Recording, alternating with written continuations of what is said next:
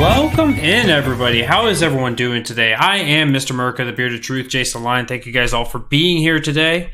Hope you guys been well. Hopefully you guys enjoyed your weekend and you guys are feeling refreshed. You're ready to go because tonight I've got a bunch of stuff for you guys. So if you guys wouldn't mind, thank you guys all who've already shared this out. But if you guys would like to take a quick moment, share this out for your friends and your family. And 1 second, I've got to open a can of soda.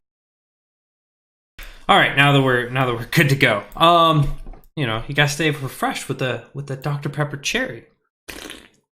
But thank you guys all for the support. Thank you guys, everyone, for giving the shout outs. Big, huge thanks to the wonderful Pat for dropping a huge line last night, dropping a bill that we're gonna be talking about. We'll also we'll catch everybody up on what's going on with Mexico and Trump, because we talked about that on Friday night of what's going on down there, and that involvement there. And YouTube is coming out and destroying anything that has to do with Nazis. And so, of course, this has got to be the big point. This has got to be something that we've got to talk about. Is there a reason? Is there a just reason for censoring history? And so we will get into all of that and much, much more. So thank you guys all for joining in tonight. If this is your first time here, my name is Mr. Merca, the Bearded Truth, Jason Lyon. I am your neighborhood-friendly libertarian, talking to you about the politics and social issues that not only around here in this country, but also around the world. Bringing it back from the powers of the tyrannical government and bringing it back to you, the individual. I want to give a big shout out and a big thanks to Muddy Waters Media for giving me a platform to voice my opinions, my views, and my stances on things that are going on. So big thanks to Spike and Matt. If you guys are following us on whatever platform it is, you can follow us on all of our platforms. First off, you can find this episode and all of our previous episodes on muddiedwatersoffreedom.com. And you can follow us on Facebook and YouTube. And that's under the name of Muddy Waters of Freedom. Follow us on Periscope and Twitter. That's at muddied_waters. And of course, if you catch this later and you don't want to sit down and watch my ugly mug all day, you could take us on your podcast app and check us out on Anchor FM, on Spotify. Basically, anywhere you find a podcast, you can find us on there at Muddy Waters of Freedom. So you could tune into us anywhere and everywhere. Thank you guys all for being here. I'm realizing my chat app is not wanting to function properly, or you guys are just being absolutely silent today. I'm sure it's probably the former. But thank you guys all for being here. I'm opening up some of the apps to make sure that I'm tuning in with you guys to catch up with your comments on some of the platforms. I can't catch them all, but I'll catch as many as we can. So thank you guys all for being here. I'm excited for tonight. There's a lot of good stuff and a lot of horrible, egregious, stuff that we have to get through. I apologize for anyone who gets offended, who gets angered, who gets upset during this, because it is the stuff that we're about to get through is not stuff that leaves you warm and fuzzy at the end. So we will see. I first want to start off with I'm wearing a shirt that is by a company who sells suppressors. So I first want to go off onto the Supreme Court on Monday today rebuffed a challenge to a federal law that requires regulations of gun silencers. They were talking about the NFA, the National Firearms Act. This was originally enacted in 1934 and has since then undergone many revisions. And one of those is about silencers. So the Supreme Court today said, no, we're not going to touch this. We're not going to touch this because there was a man down in Kansas who had thought it was legal for him to purchase a suppressor and a couple firearms in Kansas from a gun law that was passed in 2013. The Supreme Court doesn't want to touch this topic, especially after the recent event down there in Virginia Beach where a man shot up a place, a lefty, shot up the place, killed a couple people. They don't want to touch the suppressors right now, and I understand that, but You have to make a stand. You have to make a defense of this because the precedent there is disgusting. If you allow for silencers or suppressors, and honestly, it's synonymous. One's the legal, one's the technical. If you allow this precedent that accessories continually can be banned, eventually we're going to be looking at magazines being banned. We're going to be looking at scopes being banned. We're going to be looking at anything and everything other than the lower of a firearm being banned, and that's just not acceptable. Because then your right to keep and bear arms was completely infringed upon. But I don't want to dwell for too long on this. But the idea that you can't have a suppressor and all the suppressor does is silences the gun a little bit. It doesn't make it silent. It doesn't do the Hollywood thing where it's pew pew pew.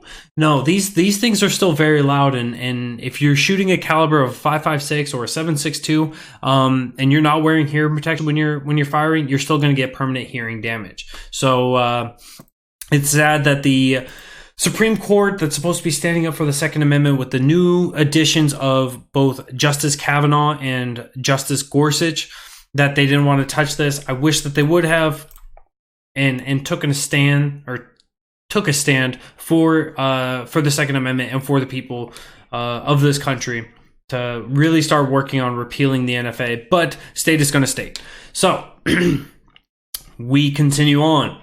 The first Nazi story. Woohoo! We've got 3 of them tonight, boys and girls.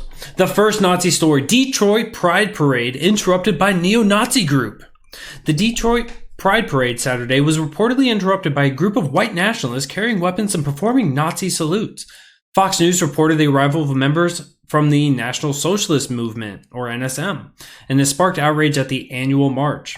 Images circulating on social media appeared to show a white nationalist ripping apart a rainbow flag and another urinating on an Israeli flag. You know who's really in support of Israel? Like as a general movement, as a general ideology? The right. You know who's usually on the left? Socialists. National Socialism. Nationalism and socialism in many ways are synonymous. If you want to nationalize something, you're socializing it. You're doing it within the border of that country. But these people go out and truly act in a disgusting manner and certainly worthy of condemnation. The SPLC, Southern Poverty Law Center, a disgusting group that really doesn't have very many principles, classifies the NSM as one of the largest neo-Nazi organizations in the country. They won't specify how many people. They won't specify how many people there are because when you look at the numbers, when you look at the sheer numbers, there are more people in Antifa than in the NSM. There are more people that have committed acts of violence outside of this group than are what within it.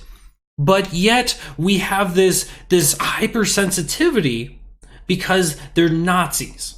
And certainly Nazis are worth condemning. But at the same time, what we see from the media, what we see from the press, what we see from the schools, what we see from colleges, what we see from politicians is this narrow sight being magnified onto white supremacy, on Nazism or National Socialism.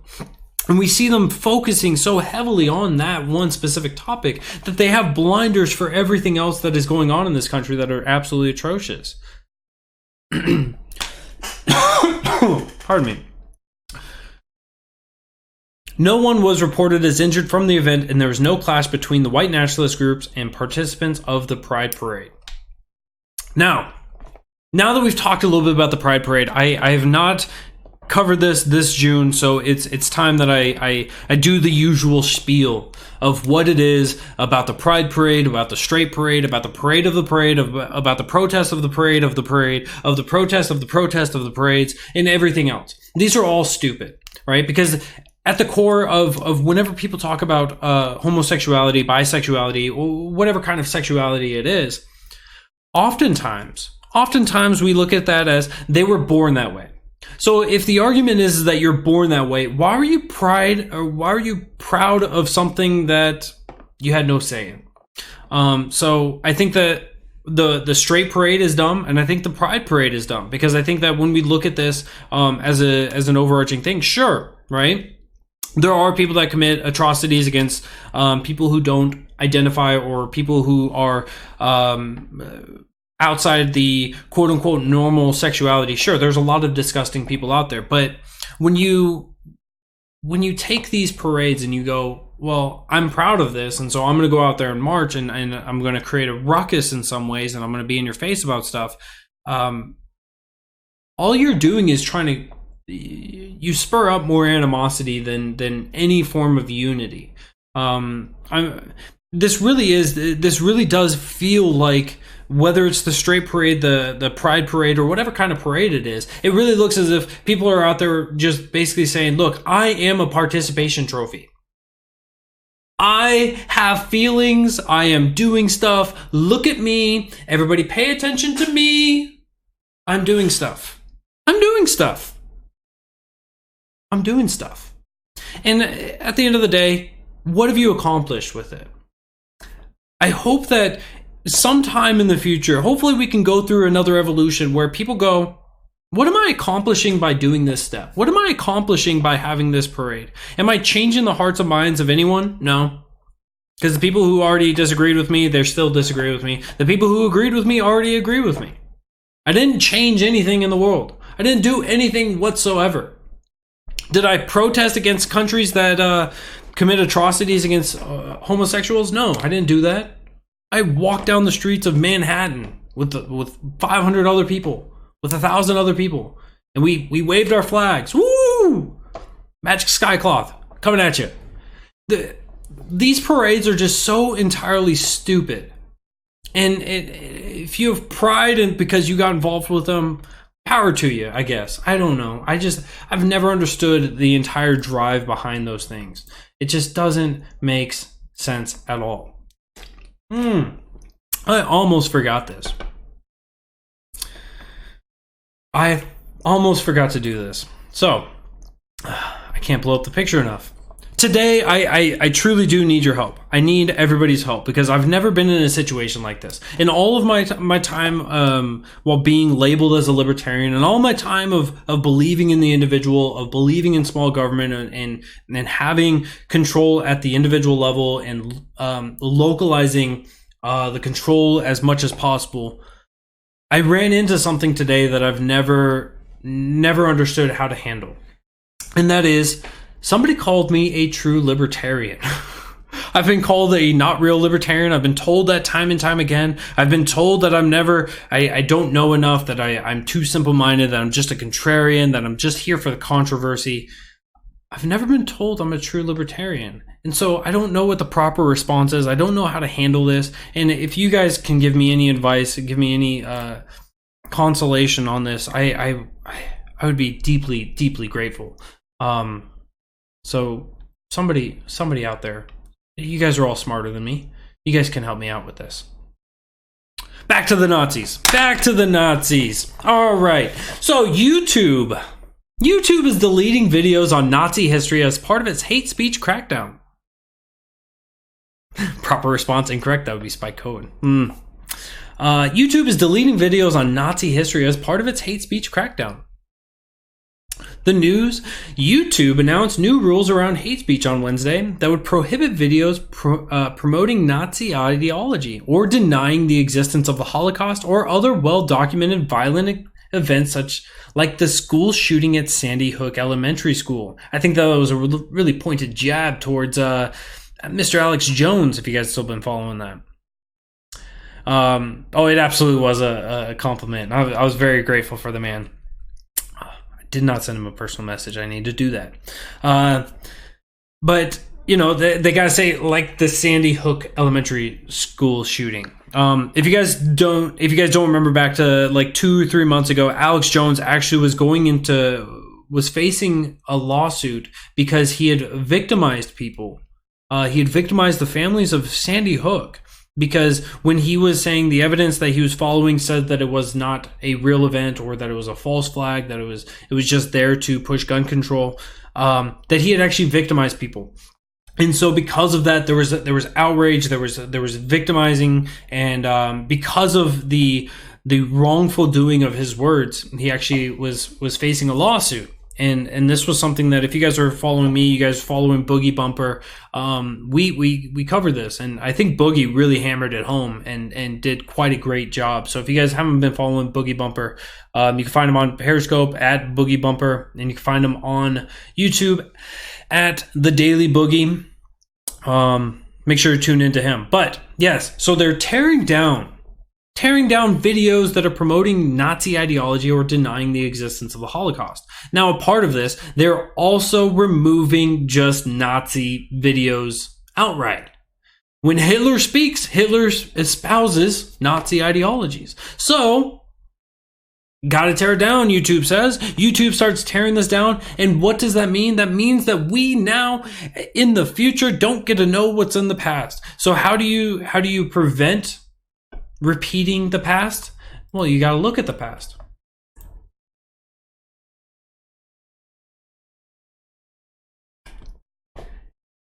So YouTube coming out, burning the books, and destroying it all.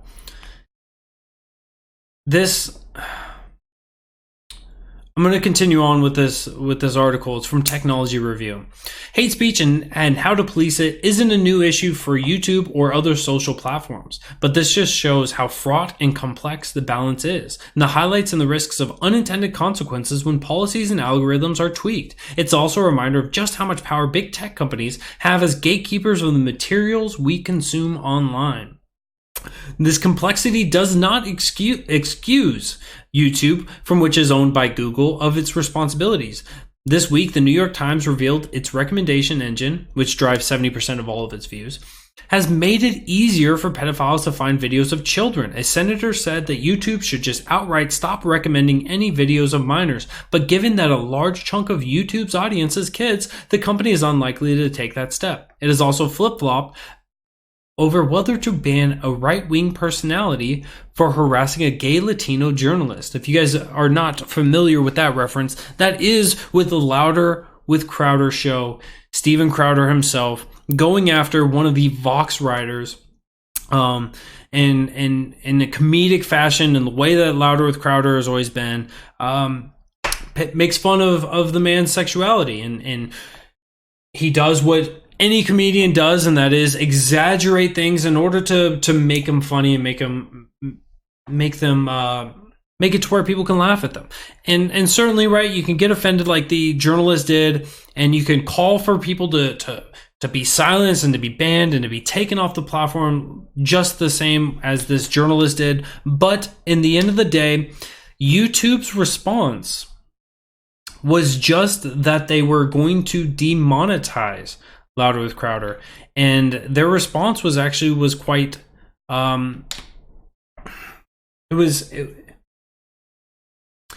it was better than I thought it would have been.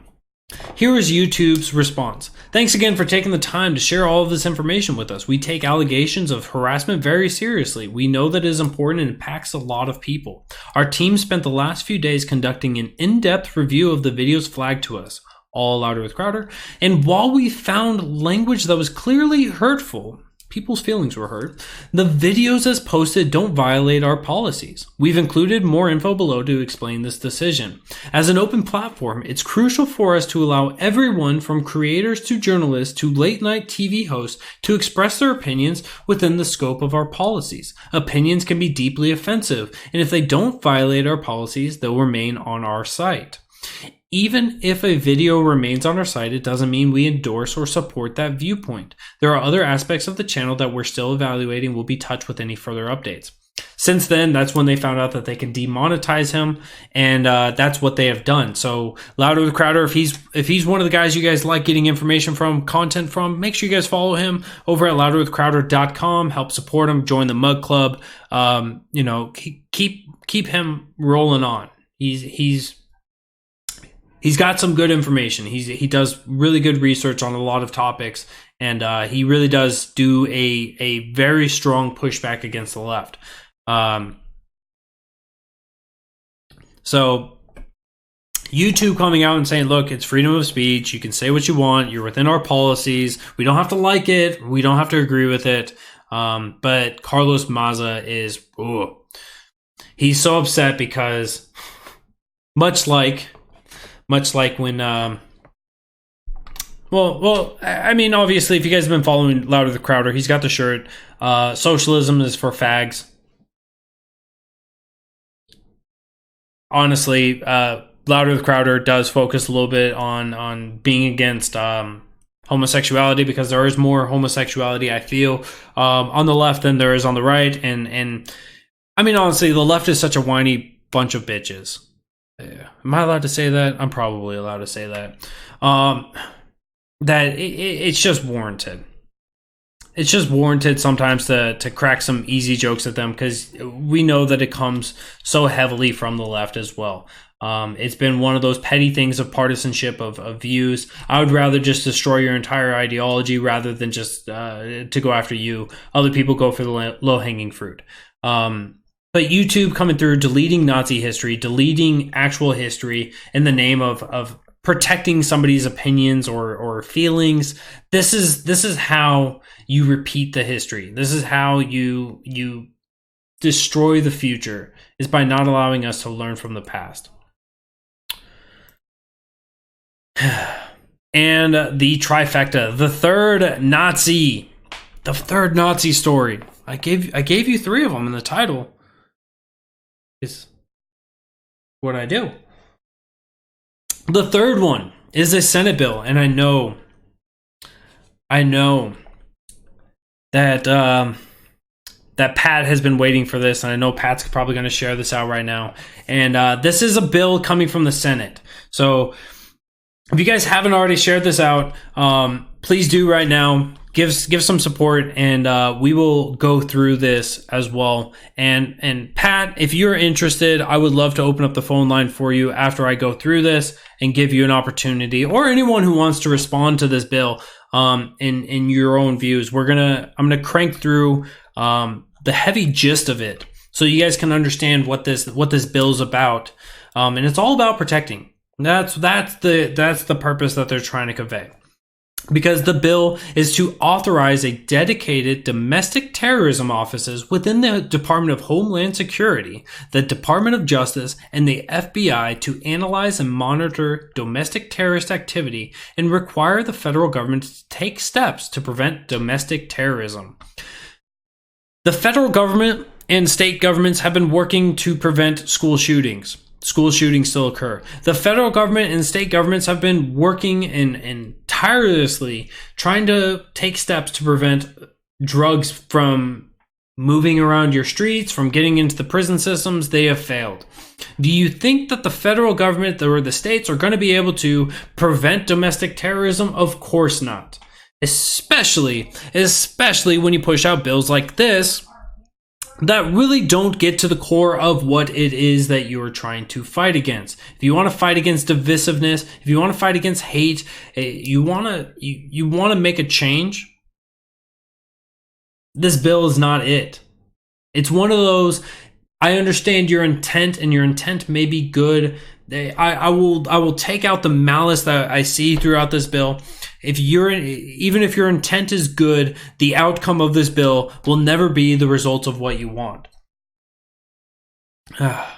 So, the short title is the Domestic Terrorism Prevention Act of 2019. And the findings. Congress finds the following. Here, let me actually, before we get into this, I want to give you who is supporting this. Mr. Durbin for himself, Mr. Blumenthal, Mr. Booker. So there's one presidential candidate. Mr. Cardin, Mr. Coons, Miss Duckworth, Mrs. Harris, Kamala Harris. That's 2. Mr. Kane, former vice president candidate. Mrs. Klobuchar, Mr. Markey, Mr. Whitehouse, and Mr. Sanders, and Mr. Schatz, and Mr. Reed. So we have 4 senators of the Democratic persuasion that are running for president that are pushing this bill. It's going to be important to talk about later. Congress finds the following. White supremacists and other far right-wing extremists are the most significant domestic terrorism threat facing the United States. It's just the white supremacists, guys. There's nobody else committing crimes. Nobody recently has ever shot up a school that was on the left, that was a trans. That never happened.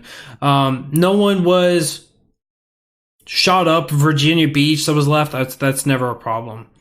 You know, these church shootings that just recently happened. Yeah, you know, looking at their manifestos, you can find out, yeah, they were a little bit left-leaning. It's far right-wing, guys. It's far right-wing and it's white supremacy. That's what the problem is, guys. It's not that we have our blinders on and that we're trying to focus on one group. It's that group and that group alone that is the problem.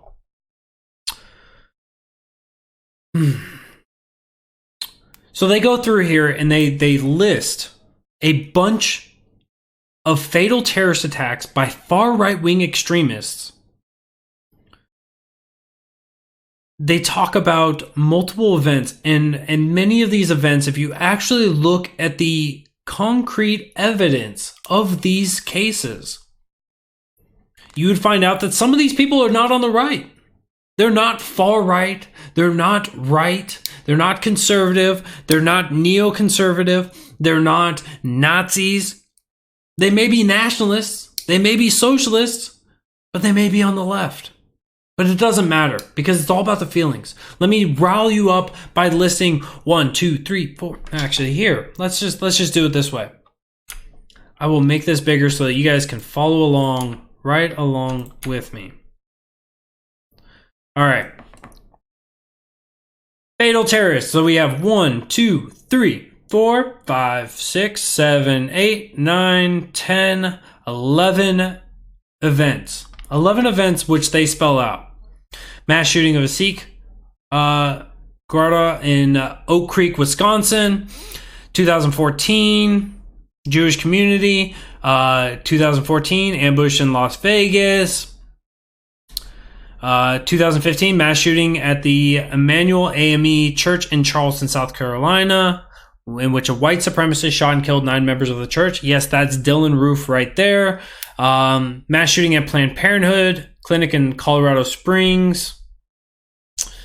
Murder of an African-American man in New York City. Portland, Oregon, white supremacy, murdered 2 men, injured a 3rd.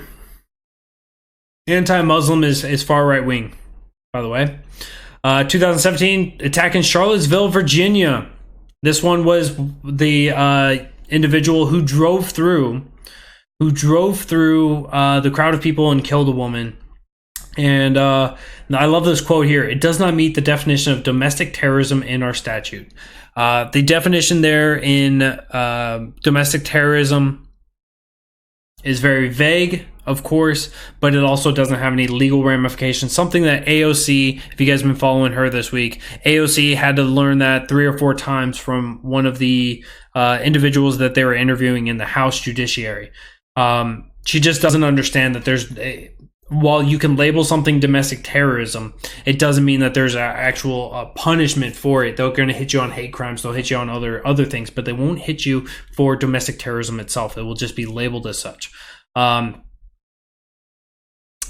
Bragged about being a member of the Ku Klux Klan here in July 2018. Let's ignore the fact that the Ku Klux Klan started from the left. Let's ignore the fact that it's been Democrats. Let's ignore that we still have Democrats out there today supporting members of the Ku Klux Klan or former members thereof. Yeah. Here's a good one. White nationalist. The Tree of Life Synagogue. We all remember that. But so they give you a lot of different events in order to say, look, there's a huge problem here. There's a huge problem here. There's people being killed, and they list a couple of these events. And certainly, right, these are all events in which we need to condemn and we need to destroy. But there's just so much dishonesty there. All right. In November 2018, the FBI released its annual hate crime incident report, which found that in 2017, hate crimes increased by approximately 17%, including a 23% increase in religion-based hate crimes, an 18% increase in race-based crimes, and a 5% increase in crimes against the LGBT individuals. The total number of reported hate crimes rose for a third consecutive year. That means that they started in 2015, much before Trump came into office, but let's ignore that fact. The previous year's report found that in 2016, hate crimes increased by almost 5%, including a 19% rise in hate crimes against American Muslims. Additionally, the hate crimes motivated by religious bias in 2016, 53% were anti-Semitic. If I remember correctly, and forgive me if my memory doesn't serve me well from, 3 weeks ago, I believe that what we've seen a lot from the left is actual anti-Semitic rhetoric.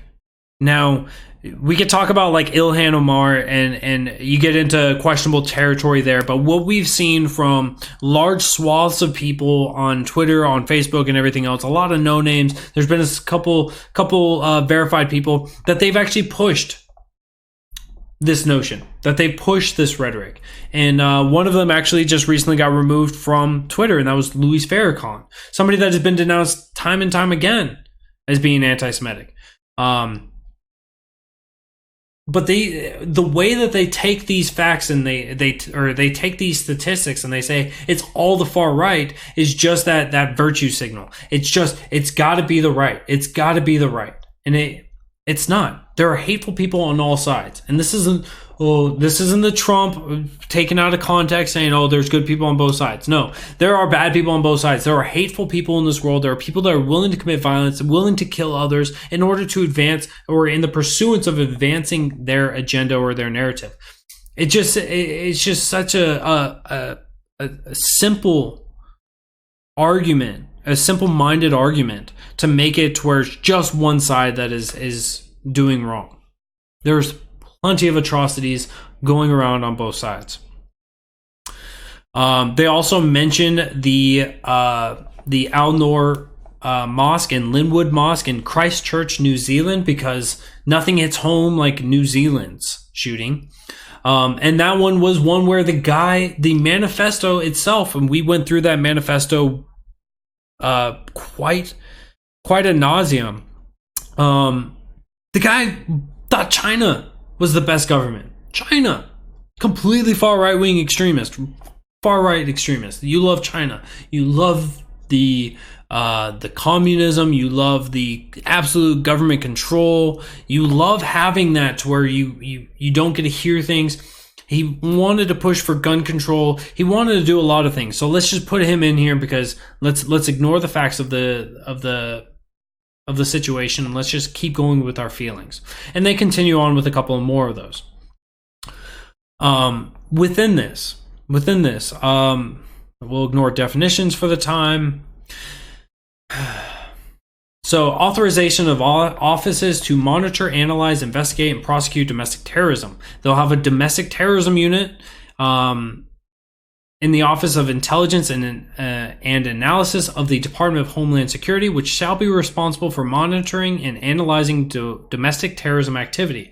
I.e., they're willing to say, DHS, go ahead. You can go ahead and violate people's Fourth Amendment. Let's just go ahead and, in the sake of security, in the sake of worried about the harm that potentially could be coming, we're just going to forfeit people's rights. We're just going to say you don't have the right to your own privacy in your own home, to whatever platforms you utilize. If you exist in this country, you have forfeited your privacy. So DHS is going to be going on this way. Domestic Terrorism Office. There's a Domestic Terrorism Office and Counter-Terrorism section of the National Security Division of the Department of Justice, which shall be responsible for investigating and prosecuting incidents of domestic terrorism, already done, and which shall be headed by the Domestic Terrorism Council.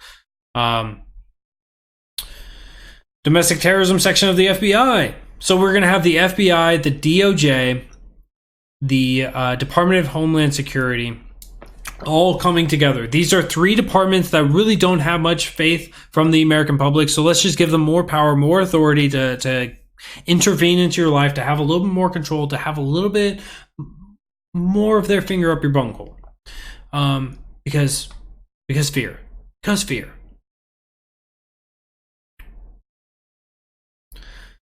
All right. Here's where we get into an interesting point. I've got to blow this one up for you guys.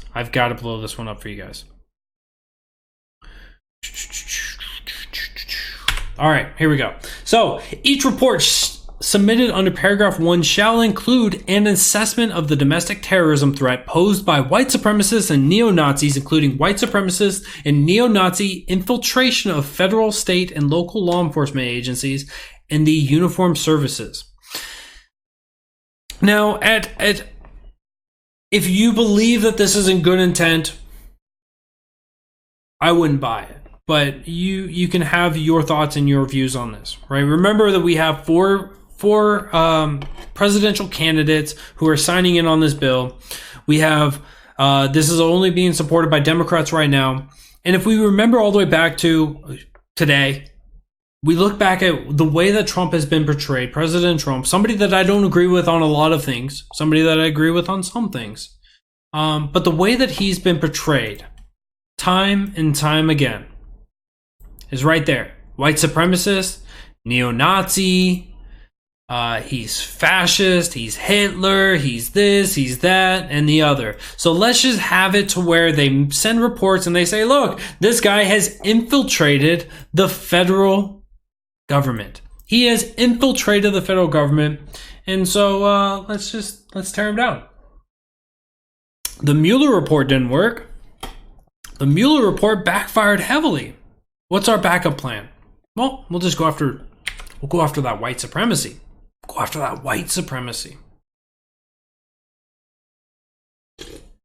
I had not seen the article from the New York Times. If you could send that to me, I would I would appreciate that. In the first report, an analysis of incidents or attempted incidents of domestic terrorism that have occurred in the United States since April 19th, 1995. So ignore what happened on April 18th. I gotta look into that. I should have looked into that. I wonder what happened on April 18th, 1995. Probably giant lefty domestic terrorism. I'm kidding. There's the conspiracy for you guys. So they're gonna quantify, qualify, and everything else.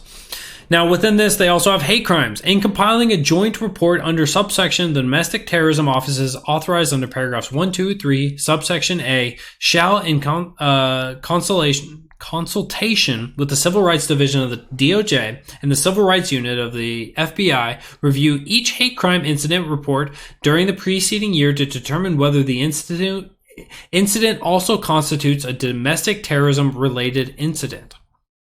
So commit a hate crime and they may be trying to fill you in to make you also domestic terrorism.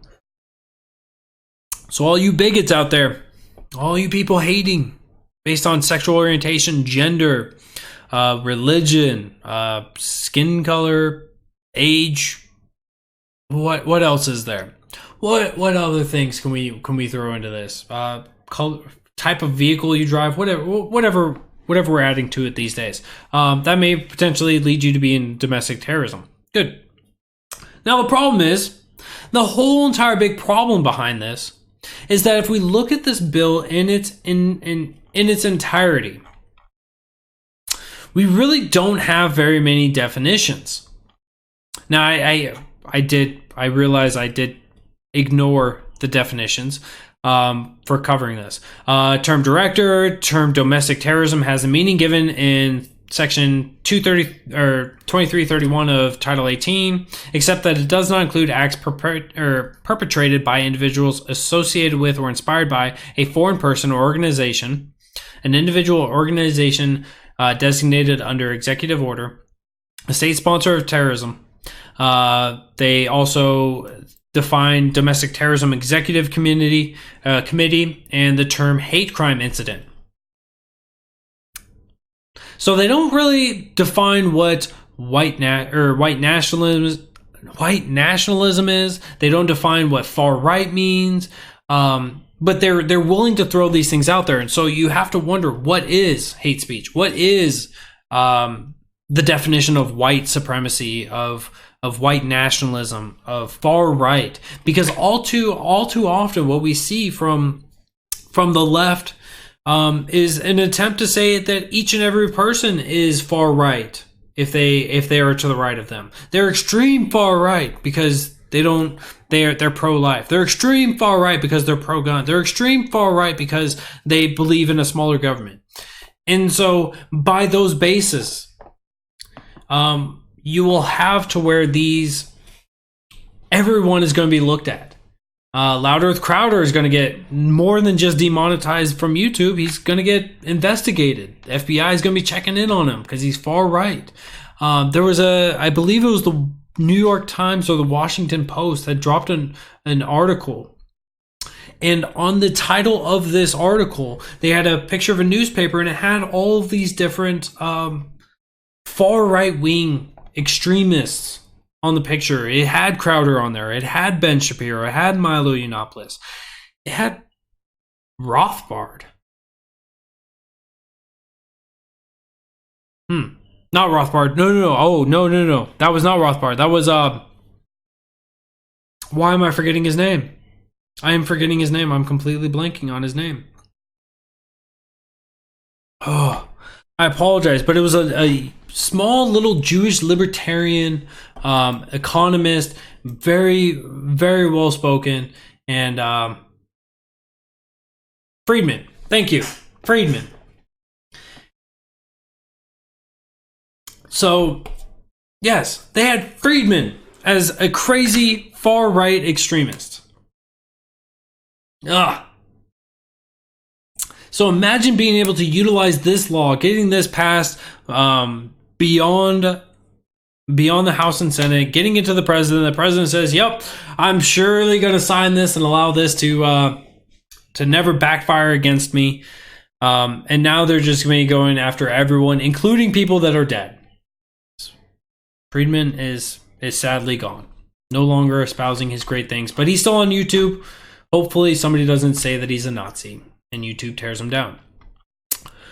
But that the point that I had made earlier about this pointing about the white supremacists or the white nationalists infiltrating the federal government, the state government, or law enforcement. This is something that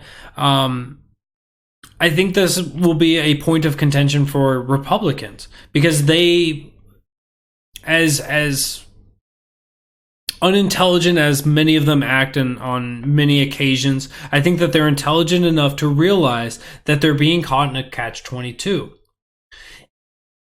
If they know that this would be utilized in some capacity in order to create some investigation against the president, to continue on hoping that they can find a reason to impeach Trump and to remove him and to get him on domestic terrorism for merely being elected to office, they won't do that, right? They won't support this bill. They won't sign it because they're not willing to give up that. They're not willing to give up Trump, right? So they won't do that. Now the bad side is, right, now they're saying, look, we don't support going after domestic terrorism. So now the Democrats win. They win either way. Either A, they get this bill through and then they can create the investigation. They can go after President Trump, or it doesn't go through and now they get a point at the Republicans and they get to try to throw eggs on their faces and have the public do the same and say, look, they don't care about white supremacy. They don't care about white nationalists. This is why they are the party of white nationalism, why they're the party of hate and discontent. They just hate people of color. They hate, as they listed in here, they hate people of color. They hate the LGBT. They hate Muslims. They hate this, that, and the other group. And so they took all of their feelings and they took all of these emotions and they shoved them into this article or into this bill in order to try to throw it across us. And it takes very little thought process to look through this and understand that this is nothing more than a partisan smear. This is an attack. This is trying to virtue signal to your base while at the same time understanding that 2020 is coming up and you have to find some way, some big thing to go after them. I don't think that Mitch McConnell is going to let this come up for a vote. And I think he'd be, I I think that that's the correct decision. This is not something that is going to be good for the country or for the people for it to come through. It's entirely filled up with a bunch of garbage and BS. And if you really want to make a change, if you really want to fight against hateful ideology and everything else, how about you stop being divisive yourself? If you want a better world, be the change. Look in the mirror, right? Listen to Michael Jackson. Go, bring him back from the dead. Go listen to Man in the Mirror and figure out who needs to change. Because if you're going to be divisive, if you're going to work adamantly every single day with great vigor to divide this country, you don't get to stand there and go, I can't believe this country is so divided at the end. Everyone always talks about how Trump doesn't unite the country, how Trump hasn't been doing this, that, and the other. And look at the actions that they've been taking. Now we are going to be losing out on so much of everything. I'm going to open up the phone line. Pat, if you're still watching, if you're still tuning in, I would love to hear from you. If not, anyone else is more than welcome to call in. Phone number is 802-671-5328.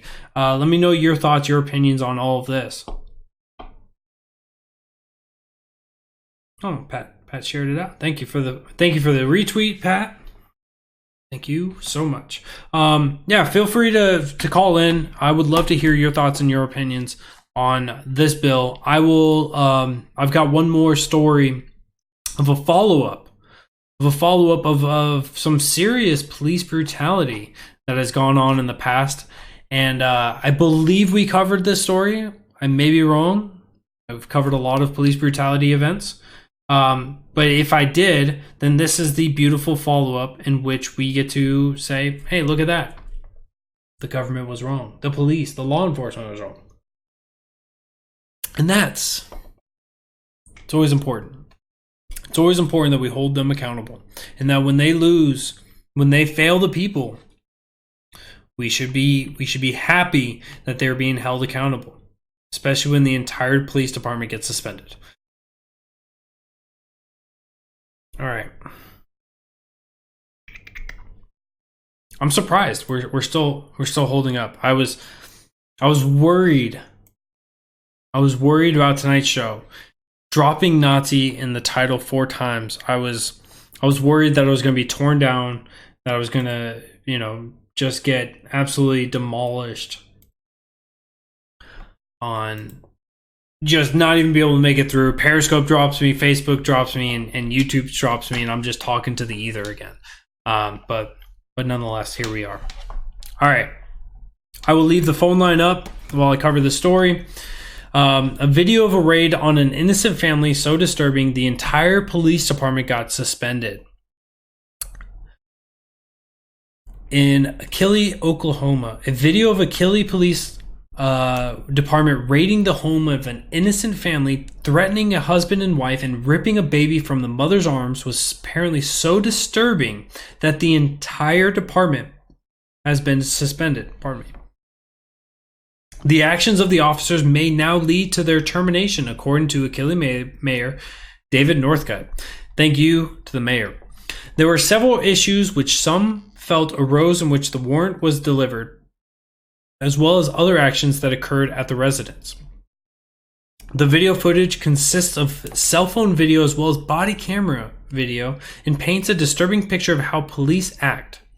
On Monday, police were serving a search warrant on the home of Brian Baker after 2 previous raids on public officials. Prior to the raid on Baker, Councilman Lynn Chambers was arrested in December for meth trafficking and possession of weapons during a felony. Also, before Chambers' arrest, the mayor was arrested in October for possession of meth, first-degree burglary, and on Saturday, he was severely beaten in a convenience store and hospitalized. Whether or not Baker is associated with the above arrest is unclear. However, the officers who raided his home treated him like he was a mafia kingpin once they smashed in his door and came inside. As the video begins, Baker is sitting on the ground in his underwear. All the officers are armed with AR-15s, which according to Baker were pointed at his child's face, leaving her traumatized. Babies are threatening, guys. As the officer who looks, I'm not going to read that part, is handcuffing Baker, he keeps repeating, "Stop resisting or I'm going to fuck you up." Baker does not appear to be resisting and appears only to be concerned with why the police are there, as he's reportedly done nothing wrong. After Baker is handcuffed, police turn their attention to his wife, who is holding their small child. As a police officer demand the mother put down the baby, Baker and his wife ask to see the search warrant. It is generally known that police have to tell you that they have a search warrant and are at your house to conduct a search. However, they only have to show you the actual warrant if you ask to see it. Since Baker was no threat and already in handcuffs and his wife was holding a baby, the search warrant should have been produced, but it was not. "Put the baby down because you're next," says one of the officers to Baker's wife. The officer then grabs one of the mother's arms and put the cuffs on it before their child is taken from her arms. The couple pleads with the officers to get their parents, who live across the street, so that they can watch their child. The video then ends.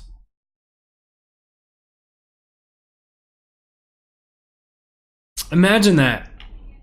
Sitting at home, the police break into your house, break down your door, come in, put a gun in your face and your children's face and everyone else,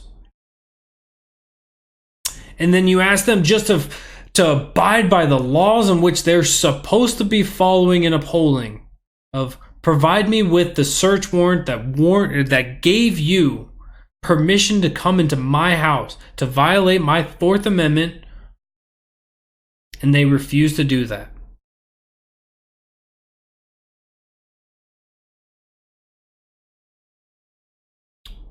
The entire police department is suspended, and I don't think that that's far enough.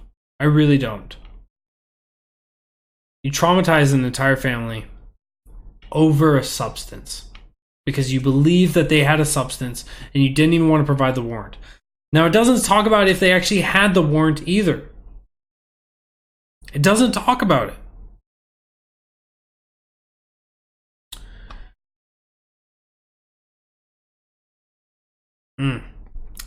I could not imagine. I keep my family safe.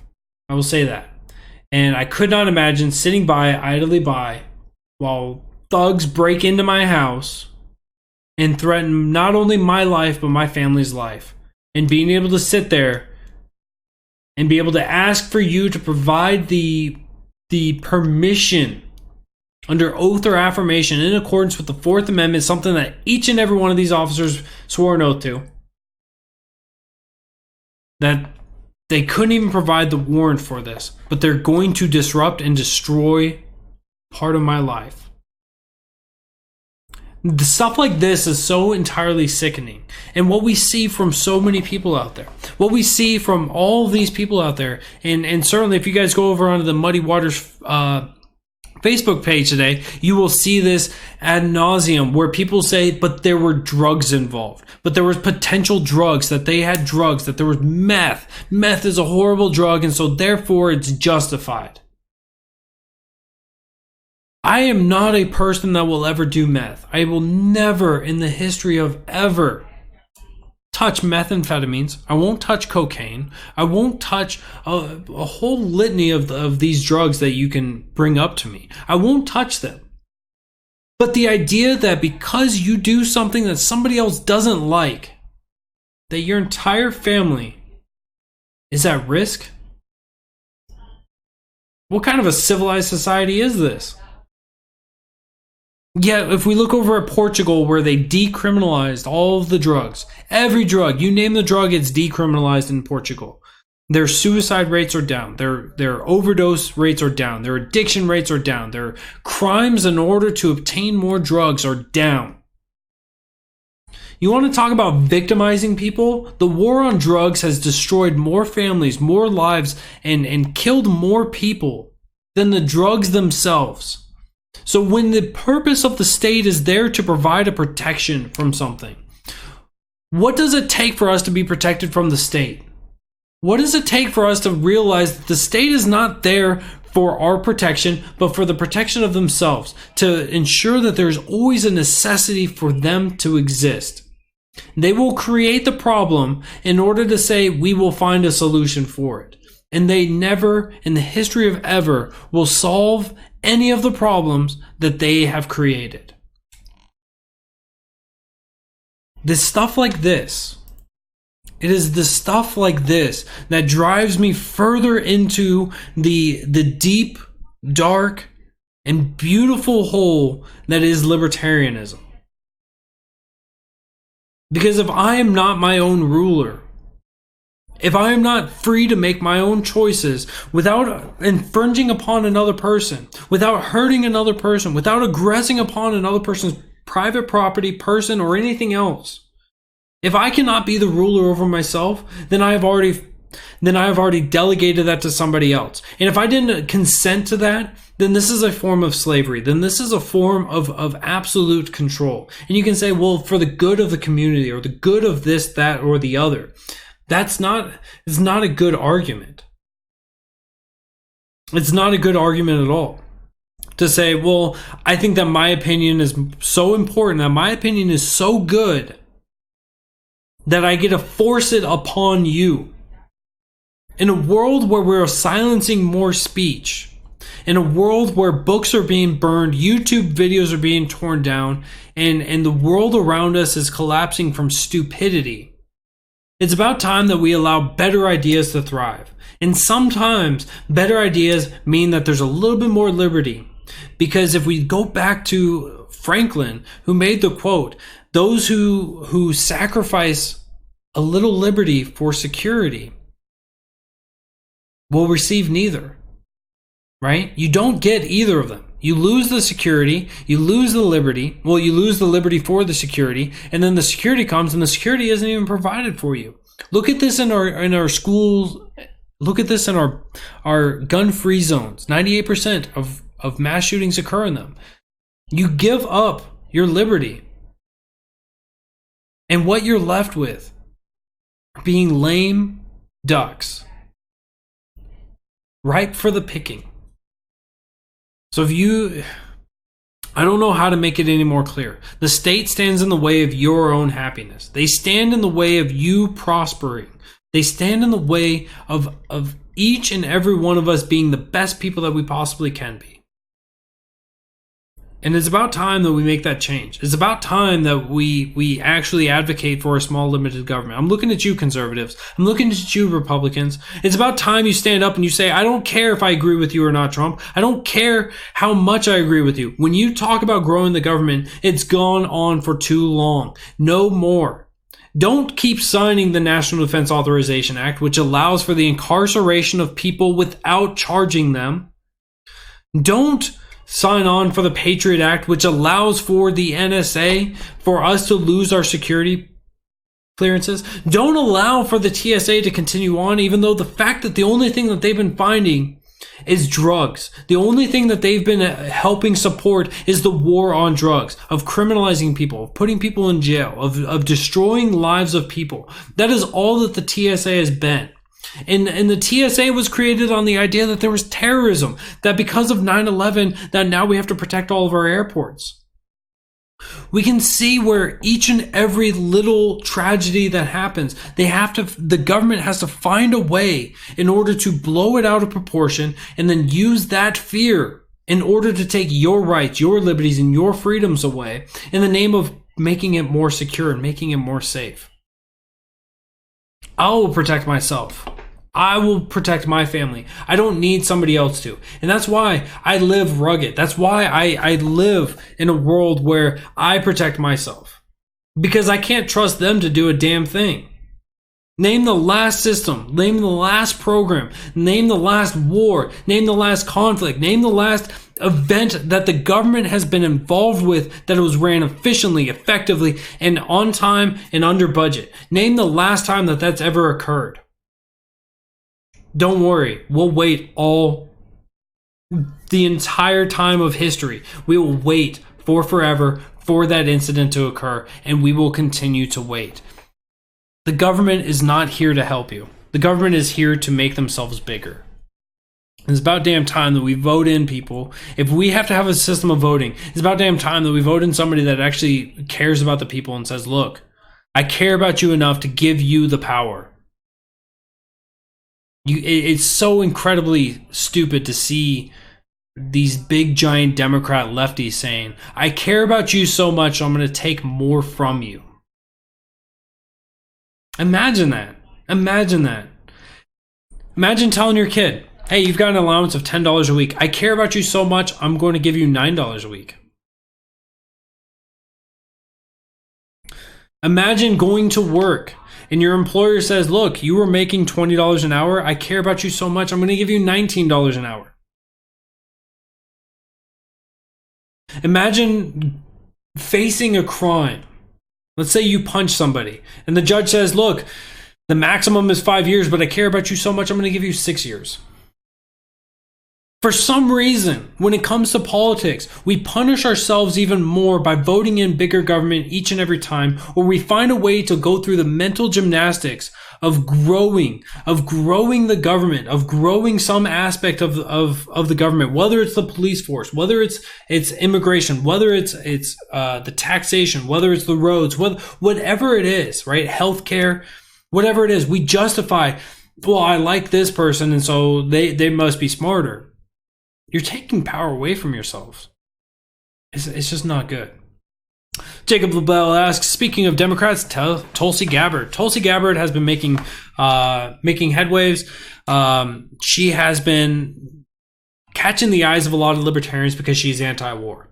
That's about as far as we go with good ideas from Tulsi Gabbard. That's the only thing of value that I've found from her, is that she is really adamant against the wars. And I'm 100% on board with that. But outside of that, outside of the war conflict, the woman wants to have a grotesquely large government. And I can't support her. I know Ron Paul came out and said, look, out of all the Democrats, he's the only one that's anti-war. She's the only one that's talking about something close to resembling libertarianism. And so he said, he gave that way. But that's as far as we go. That's as far as we go. We should have universal health care. I completely vehemently disagree with that, Troy. You are giving too much power to the government. The government sucks at everything that it does. Look at the VA. Troy, I want you to look at the VA and tell me the VA is ran efficiently. Tell me it's ran effectively. With 22 veterans per day committing suicide, tell me that that's going to be good.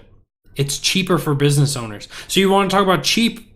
So when it's cheap, that means the quality is going down. So you want the quality to go down because you can't mandate the quality. You cannot mandate quality. It's economically impossible.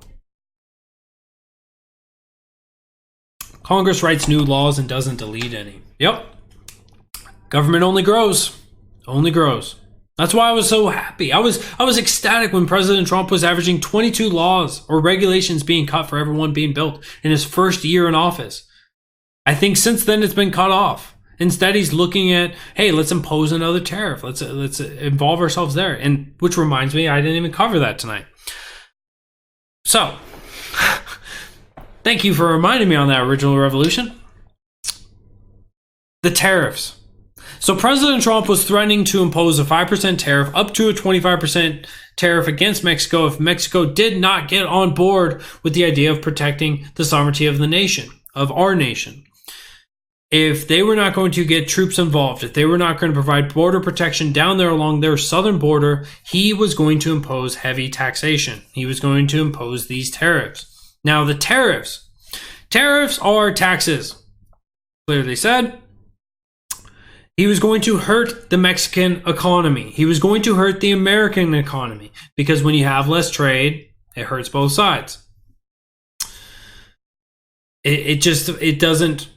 It's not good. And so that was enough to maybe light a fire under the ass of the Mexican governor or president to actually put out his ideas or his stances, basically sending 5,600 troops down to the southern border of Mexico, provide protection there, install new camps at the northern border of Mexico. That way, whenever we have asylum seekers or we have people coming into our country, they can actually sit in these encampments on the Mexican side while they wait to be processed. And so that way they're outside of the country and they can be processed more efficiently. He came out and he threw that out there. So President Trump has revoked the implementation of those tariffs. I'm glad to see that is the end result, that we're not going to impose those tariffs. I don't like seeing seeing any tariffs being imposed, because it's just artificial involvement from the government on commerce, and that's really not something. You're not supposed to be doing that for anything other than the purpose of paying for your debts. That was the entire purpose of tariffs from the Constitution, and it was supposed to come from Congress. And like most things with the Constitution, it's been ignored, it's been manipulated, and it's disgusting. We continue on with Troy the Legend. If it has proper funding, it can work. The VA is a small fraction example. So the VA is ran horrifically. There are people committing suicide in the VA hospitals, in the parking lots, and outside, and everywhere around because of the poor, absolutely poor treatment that is given to these people, long wait times, not being given actual compassion or care, everything else. The funding doesn't change this. The funding doesn't change that. The funding doesn't make the doctors give a shit. The funding doesn't make it to where you're not giving them testing drugs. These are things that the VA provides to those who are veterans of the United States military. They do not give the good drugs. They do not give the good processes. They are merely guinea pigs for the rest of the country. And you would like to impose that on the rest of the country. I realize you may not be, your intent may not be with malice, but that's the only way that I can take it. That you hate all of the American populace so much that you want the American populace treated the same as our veterans from the VA healthcare. That's the only way that I can take it. It is absolutely disgusting that anyone would hold that view in any kind of or hold that view unironically. It's despicable. But with that, guys, I'm going to wrap it up. I'm going to hop off of here. We have a fantastic week lined up for the future. We have Spike and Matt tomorrow night, Tuesday nights, Wednesday night with Spike on My Fellow Americans, Thursday night with the Writer's Block, Matt Wright, coming on with his fantastic guest. He said he's got a heavy hitter. So make sure you guys tune in on Thursday night. Also, oh no, I'm blanking on the name. Attorney at law. Spike. Who's the attorney at law, and why is it his birthday? I'm blanking. We have a wonderful Muddy Waters Media fan. It's his birthday today. I was remembering his name earlier. I had it written down and it's no longer in front of me. But yes, attorney at law. Name's not coming to me. Happy birthday nonetheless. If it's your birthday today, if it was your birthday this weekend, happy birthday. And with that, guys, I will see you guys this upcoming Friday night, 7 p.m. Eastern. I hope you guys all have a great week. Not Sweeney. I hope you guys have a great week. I will see you guys on Friday night and see you guys in the comment section Tuesday through Thursday. Make sure you guys like and subscribe any videos you guys see of us and help support us in some way. Thank you guys all for doing so, and I'll see you guys here soon. I am Mr. America, the Bearded Truth, Jason Lyon. Have a great week. You did try, Davey.